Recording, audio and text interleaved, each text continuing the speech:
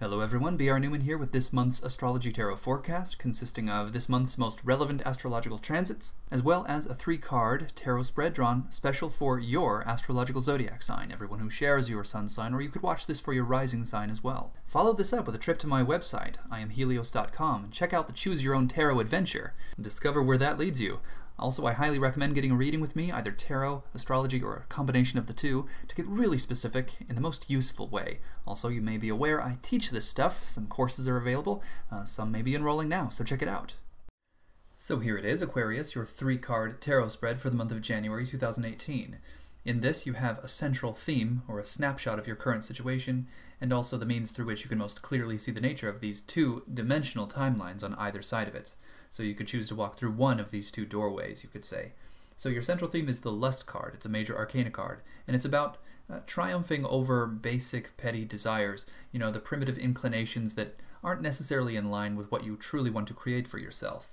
So through this experience, you would be examining yourself very carefully and honestly, with, you know, the intent of, you know, transcending that and you know, rising above the lowest aspects of yourself that are getting in the way. You know, they're interfering with the signal you're broadcasting out to the universe, telling the universe what you want to create.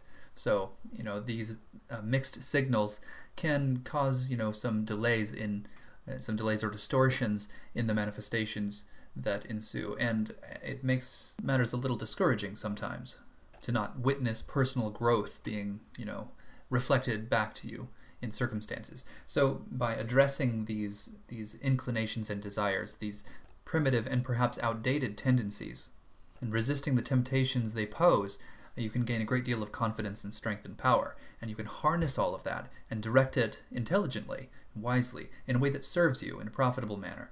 So the way to best go about doing that, of course, is to take the dimensional timeline that is the best match for what you want to create. On the left-hand dimensional timeline, you have the Fool. So this is the experience of simply stepping out into the unknown, without any expectation, without any consideration for what you've learned or for what you might learn, for the conditions that are before you. There's very little concern for any of that. However, it's an extremely present experience. It's an experience of you know, fullness, mindfulness of being, without, you know, being tempted by the illusions of the past or the future. There's not a whole lot of wisdom in the way it manifests, since it is extremely vulnerable, and yet it's vulnerable yet willing to go forth. So it's based on faith, but it's also faith based on ignorance. If more information were presented that would fly in the face of the source of that faith, the Fool would approach things very differently and would cease to be the Fool. But the Fool does not consider any of that information. So the quality of this experience is innately dependent on ignorance. And sometimes ignorance is bliss, but maybe that's not what you want. I would suggest, in fact, that the Lust card in your central theme would suggest precisely that that's not truly what you want. You have an opportunity to be made aware of all of the forces at work. And though the Fool may put himself in a position to have that rude awakening, he's not prepared for it. So the other dimensional timeline, the Two of Cups, like all twos in tarot, is associated with Sphirith number 2 on the Tree of Life, Chokmah. Now this is the first power of conscious intellect within creation, manifesting as imagination, you know, potentiality pondered. So it's intuitive insight. It's associated with the right hemisphere of the brain. And as manifest through water, through cups, this is the experience of ecstatic love. So this is the pursuit of ecstatic love and the experience of it. And this is indicating that this is the path upon which the nature of the Lust card would be revealed, the nature of the desires and inclinations that are waiting to be updated, waiting to evolve. So this is, when compared with the Fool card, which is rather empty in terms of content suggesting the placement of these inclinations that are waiting to be evolved, this tells you quite directly where all of that is, where the transmutation is going to occur. And so by taking this path consciously, you would be willingly accepting that transformation. You would be demonstrating to yourself that you're not only capable of experiencing it, but you're willing to, and the willingness is everything. In that there is no ignorance, there's complete acceptance and acknowledgement, and this awareness happens on two fronts. By getting in touch with the truth of your being, your heart, the source of your compassion, and a lot of astrological factors are going to be assisting you with that this month. you'll actually be deciding, or discovering, you could say, what you truly want and where your bliss will be found, your truest bliss. And then also, as you pursue the truth of the matter concerning ecstatic love and bliss, you'll be faced with a number of false sources, a number of illusions that could lead you astray, a number of possible temptations that you'll have the opportunity to resist. So this is a process of filtration. As you can see, this right-hand dimensional timeline will supply you with everything you require to take full advantage of what the Lust card is offering you. So this reading I gave you here sets the stage. To take this further, go to my website, IamHelios.com, and take the Choose Your Own Tarot adventure. With the context defined by this tarot spread in mind, this will take you through a much more elaborate tarot reading, and ultimately a fate card, and a very specific frequency that will help you bring out the best aspects of this fate card. That should be fun. For the most useful specifics possible, of course, contact me for a reading. So let's dive right into the good stuff. You might want to write down some of these dates. January 1st through the 2nd is the full moon. Now this is happening in Cancer at 11 degrees. This means completion, this means fullness, and in Cancer this concerns the home, family, compassion, and through these forces it can align you with your most authentic self. And then also on the 2nd you'll have Sun in Capricorn sextile Neptune in Pisces. This increases intuition, and it might actually send some insight through dream time. On January 3rd, you'll have Venus sextile Neptune in Pisces, and this might bring some romantic possibilities, so look out for that. When you combine the influences of Venus in Capricorn with Neptune in Pisces, you get this vast grasp on what is possible concerning matters of romantic fulfillment or sensual satisfaction being made manifest in a very tangible and practical way, so you might see this materialize before you as opportunities. So again, look out for that. On January 6th, you'll have Mercury in Sagittarius trine Uranus in Aries. So this could bring some really good news. It could bring the aha moment, some kind of epiphany. If some kind of greater level of clarity comes, start making plans, start developing strategies from this place. Also, I should add, this month is free of any retrogrades, so this is a wonderful time to start planting seeds and doing precisely as I had suggested. Start making plans, start implementing these plans, start operating actively from this place of clarity, from this new beginning, this launch pad here in January. It is a rare gift that we have the start of a new year free of any retrogrades, so please take advantage of this. It could be very fruitful, very profitable for you. Consider this fact also on January 8th, you'll have Mars in Scorpio sextile Pluto in Capricorn. This increases your powers of concentration and focus. It actually helps you to perhaps more practically and productively implement ideas, developing sustainable systems that work for you, systems that diligently operate on many dimensions in favor of the highest benefit possible for you. Then we come upon what we could call a zone of challenge between January 12th and 14th. On the 12th, you'll have Mercury conjunct Saturn in Capricorn. So both planets are in Capricorn, of course, and so this means that new information could come that could perhaps provide the incentive and the means to reevaluate your plans and shore some things up, tie some loose ends.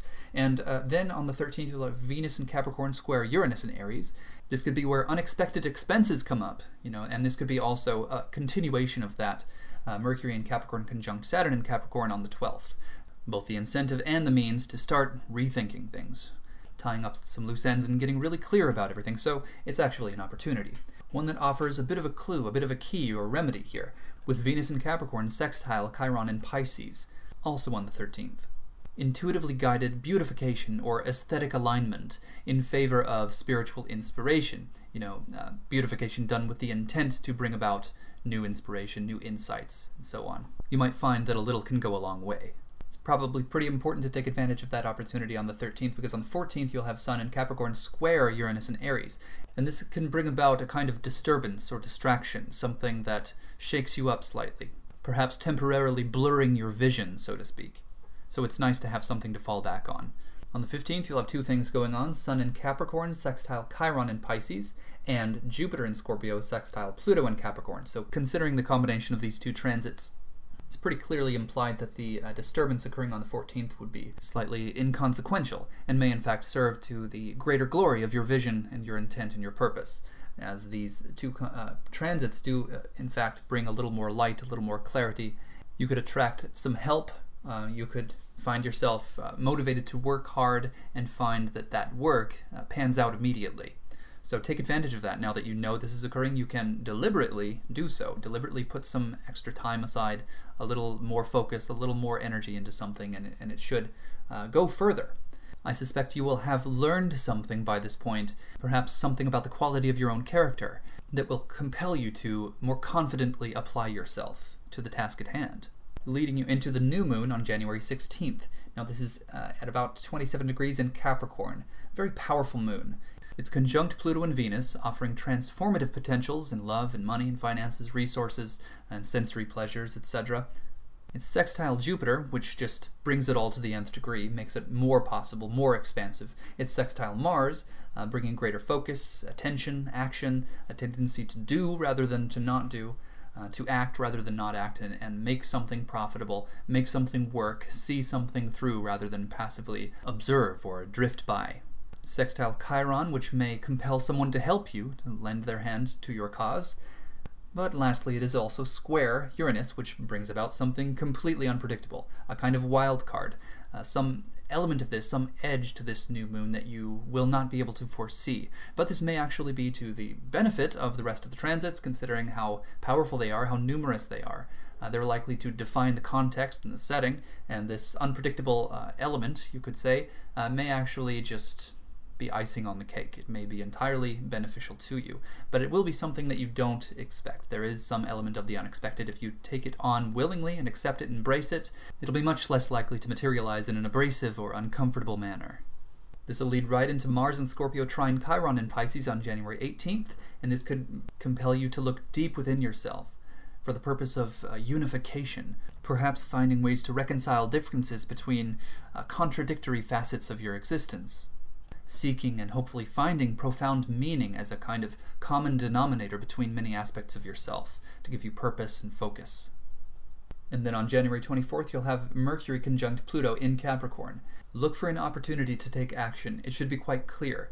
If you are meant to take action at this time, you'll feel it. So act on that. Present something, launch something, start implementing something. Follow your heart, be cautious, but don't overthink things. In any case, it's likely to be a very powerful period.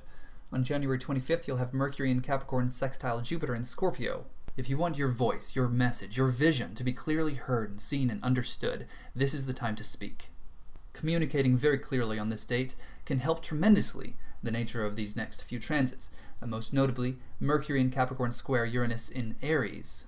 New, perhaps unexpected information could come in that might confuse you or those you are working with, but if your foundational intention and vision were adequately conveyed and articulated beforehand, then this potential for confusion shouldn't derail anything.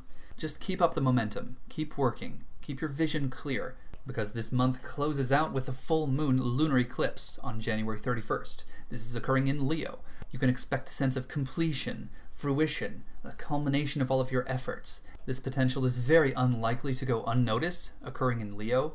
It's likely to be beautiful, dramatic, extravagant, very inspiring, so make sure you notice it. Make sure you make it conscious. Whatever happens at the end of this month, embed it in your mind. Remember it. It could serve as a source of inspiration for a long time to come. This will bring with it a powerful surge of energy. The conscious application of your intent will keep this within the realm of the beneficial. Watch it carefully, not to control its manifestation, but to align it with the truth of your being. Don't forget about it and thus make it random. Make it conscious, make it deliberate. So align this potential and all potentials this month with the truth of your existence, found at the core of the heart of your being, your most authentic self, perhaps first glimpsed at the first of the month for the first full moon, bringing this all around full circle.